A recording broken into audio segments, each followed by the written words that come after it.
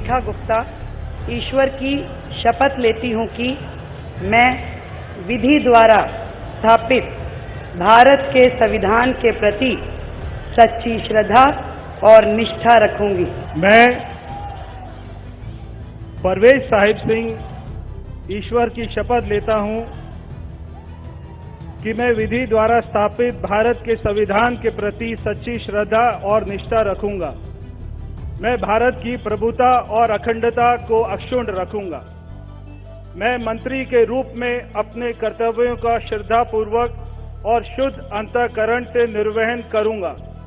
एक ऐतिहासिक दिन है और प्रधानमंत्री जी के विजन को दिल्ली की जनता ने स्वीकार किया है, उसी को हम लोग इम्प्लीमेंट करेंगे। मोदी जी का विजन है, सब लोग उसको इम्प्लीमेंट करेंगे, सबकी एक ही जिम्मेदारी है। बहुत धन्यवाद करता हूं जिन्होंने मुझे देश की राजधानी में जब एक विकास की एक लहर चलने वाली है उस कैबिनेट में मंत्री के रूप में काम करने का मौका दिया है। मैं यह जरूर याद कराना चाहता हूं कि प्रधानमंत्री जी ने 12 साल बाद हमारी कम्युनिटी को उनको हक वापस किया है। 12 साल से यहाँ के मुख्यमंत्री ने हमारा ये हक छीन लिया था हमसे। हमारे सिख मंत्री का जो औहदा था उसको खत्म करके उन्होंने दिल्ली के और देश के सिखों के साथ बेइंसाफी की थी। मैं मानता हूं कि आज वह भी इंसाफ हमें। जो विकसित भारत की राजधानी हो, जो सच में विकसित भारत का प्रतिनिधित्व करे, उसको बनाने के संकल्प की पूर्ति का काम आज से प्रारंभ होगा। हम सब प्रधानमंत्री जी के विकसित भारत की विकसित राजधानी बनाने के सपने को, उनकी गारंटियों को पूरा करने के लिए रेखा जी के नेतृत्व में जी तोड़ मेहनत करेंगे। दिल्ली का रामलीला मैदान सज धज कर तैयार है। नए सीएम का शपथ ग्रहण समारोह होने जा रहा है, लेकिन दिल्ली की बीजेपी सरकार में मुख्यमंत्री रेखा गुप्ता के साथ 6 और नेता दिल्ली कैबिनेट के मंत्री पद की शपथ लेंगे। जी हां, रेखा गुप्ता जो कि दिल्ली की नई मुख्यमंत्री चुन ली गई है, वो तो शपथ लेंगी ही, लेकिन इसी के साथ जो मंत्री पद की शपथ लेंगे उन नेताओं का नाम भी सामने आ चुका है, जिसमें नई दिल्ली सीट से विधायक परवेज साहिब सिंह वर्मा शामिल हैं। इसके अलावा आशीष सूद, मनजिंदर सिंह सिरसा, रविंद्र इंद्राज और कपिल मिश्रा के अलावा पंकज कुमार भी आज मंत्री पद की शपथ लेंगे। यानी ये कुल 6 नाम हैं जो कि आज मंत्री पद की शपथ लेने जा रहे हैं रेखा गुप्ता के साथ। तो कुल मिलाकर ये भव्य शपथ ग्रहण समारोह दिल्ली के रामलीला मैदान में होना है और तमाम नेताओं का जमावड़ा लगना वहां पर शुरू हो गया है। लेकिन इससे पहले पूजा पाठ का दौर भी जारी है और इसी कड़ी में जहां परवेज वर्मा को आप देख रहे हैं कि वो रामलीला मैदान पहुंच चुके हैं, जहां पर उन्होंने दिल्ली की जो मुख्यमंत्री चुनी गई है रेखा गुप्ता, उनसे मुलाकात की है। तमाम अन्य नेताओं से वो मिले हैं, काफी खुशी उनके चेहरे पर है। तो वहीं पर कपिल मिश्रा भी झंडेवालान मंदिर पहुंचे हैं और वहां पर उन्होंने माता रानी का आशीर्वाद लिया। इसी के साथ कपिल मिश्रा ने इसे आज एक ऐतिहासिक दिन बताते हुए ये साफ तौर पर कहा है कि भ्रष्टाचार के जो आरोप अरविंद केजरीवाल पर हैं, उसकी तो वो जांच कराएंगे। जनता की अदालत में फैसला हो चुका है, लेकिन कानून की अदालत में भी फैसला होगा,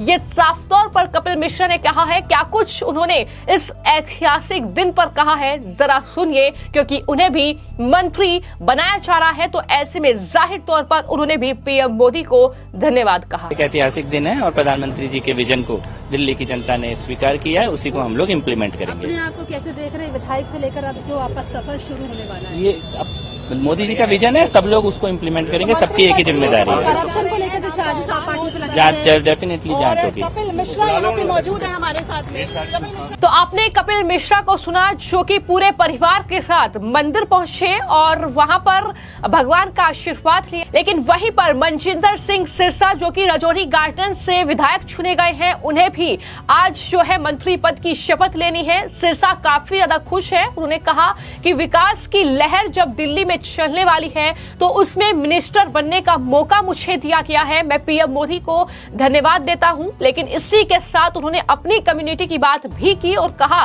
कि पीएम मोदी ही अकेले ऐसे प्रधानमंत्री हैं जिन्होंने 12 साल बाद दिल्ली में सिखों का उनका हक वापस दिलाने का काम वो कर रहे हैं, क्योंकि वहां पर अरविंद केजरीवाल के शासन में कोई भी सिख मंत्री नहीं था।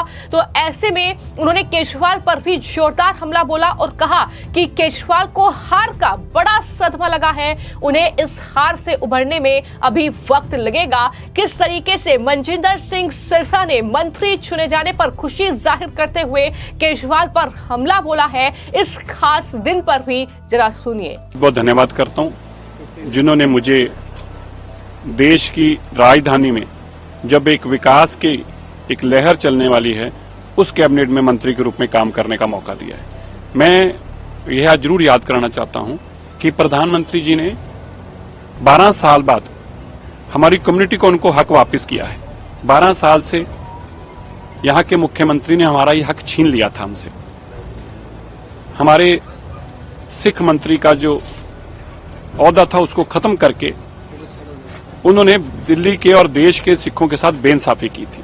मैं मानता हूं कि आज वह भी इंसाफ हमें मिला है।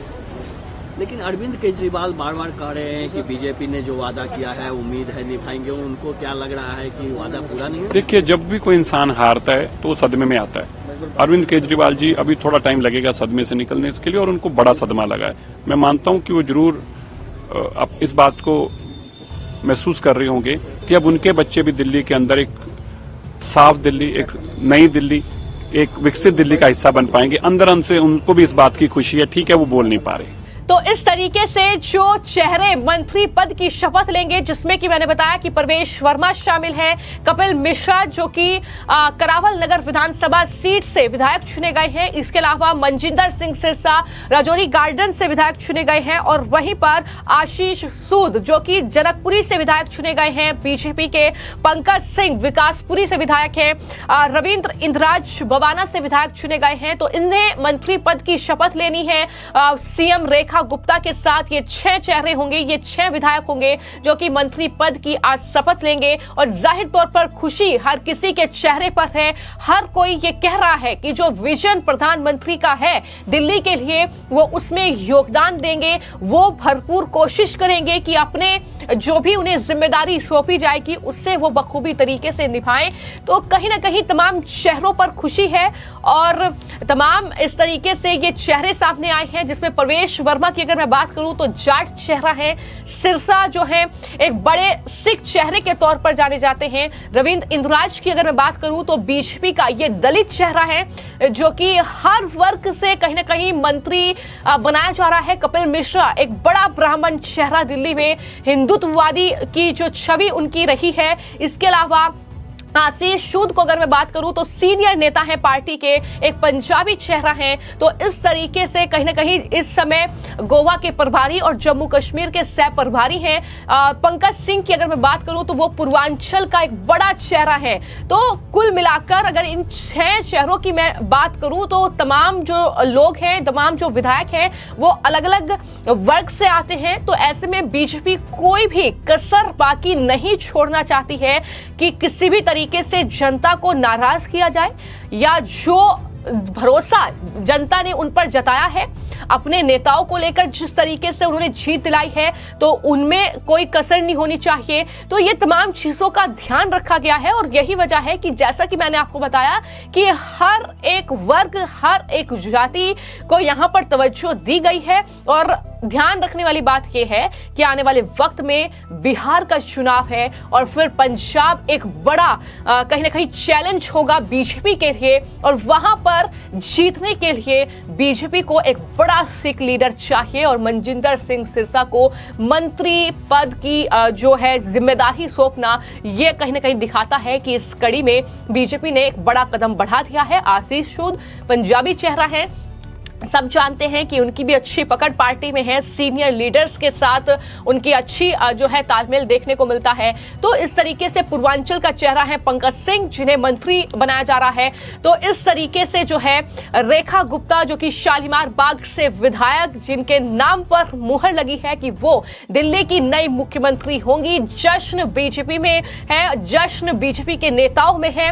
किसी भी तरह का कोई मतभेद दूर दूर तक नजर नहीं आ रहा है, यानी आम सहमति इस पर जाहिर की गई है, सबने सहमति जाहिर की है, जिसके बाद जो है इस तरीके से ये बीजेपी के आज जो है 6 मंत्री जो है शपथ लेंगे मुख्यमंत्री के साथ। और देखना होगा कि आने वाले वक्त में किस तरीके से बीजेपी अब दिल्ली की सत्ता पर काम करती है। हालांकि रेखा गुप्ता नई मुख्यमंत्री ने दिल्ली वासियों को ये उम्मीद कहीं ना कहीं दिलाती है कि उनके लिए वो दिन रात काम करेंगी, जो भी उनकी समस्याएं हैं उन्हें दूर करने का काम करेंगी। तो ऐसे में देखना होगा कि किस तरीके से जो है आगे आने वाले वक्त में सरकार काम करती है, किस तरीके से ये मंत्री जो आज शपथ लेंगे काफी खुश है, प्रधानमंत्री के विजन की बात कर रहे हैं, लेकिन किस तरीके का काम रहेगा और किस तरीके से सरकार चलेगी ये जाहिर तौर पर देखना होगा। फिलहाल आपकी इस खबर को लेकर क्या राय है, हमें कमेंट बॉक्स में जरूर लिखें।